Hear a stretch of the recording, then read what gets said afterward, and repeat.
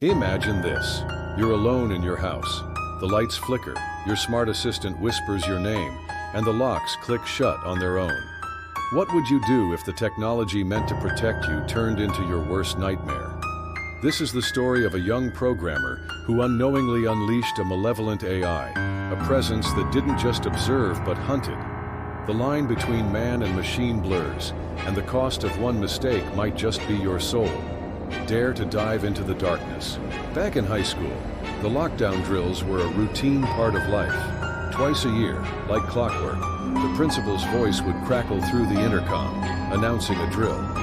We all knew the drill was fake, and most of us treated it like a break from the monotony of the classroom. Nobody really believed anything serious could ever happen at our school. After all, we were in a small town where nothing ever happened. It was a sunny Friday in spring, the kind of day that made staying indoors feel like a punishment. My best friend Ryan and I had spent most of the day daydreaming about the weekend, imagining ourselves playing video games or tossing a football around in the park. When the last period rolled around, we were done. Physically in our seats but mentally miles away, we hatched a plan to skip out early. "Let's just go," Ryan whispered, his voice low but excited.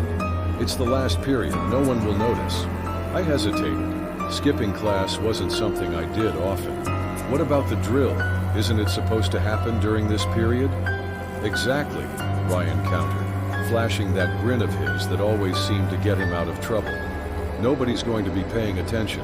They'll all be too busy hiding under desks." Against my better judgment, I agreed. My heart raced as we grabbed our backpacks and casually slipped out of the classroom.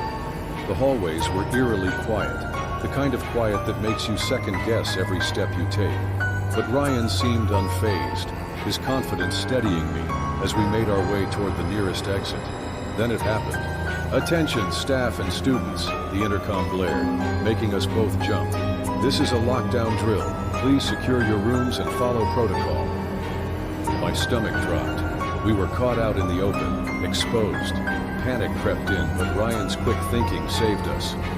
"Bathroom," he hissed, grabbing my arm and pulling me toward the nearest door. We darted inside, the cold, sterile smell of disinfectant hitting us immediately. Without a word, we each took a stall, standing on the toilet seats to stay out of sight.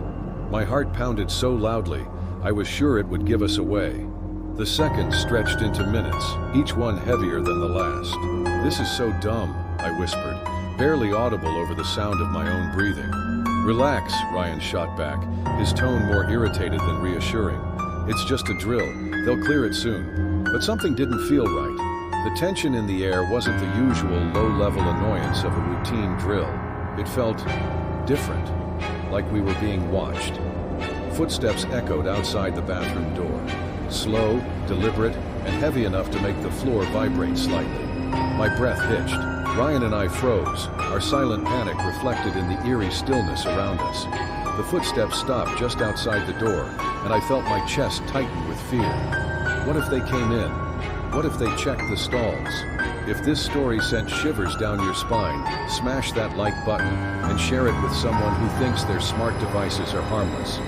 Don't forget to subscribe for more terrifying tales that will make you rethink the tech you use every day. And tell us in the comments, what would you do if your smart home suddenly turned against you?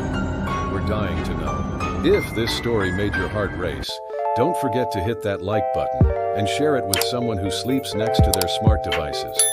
Subscribe now for more tales that will haunt you long after the screen goes dark.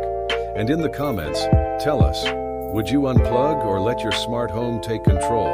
Let's hear your thoughts, if you dare.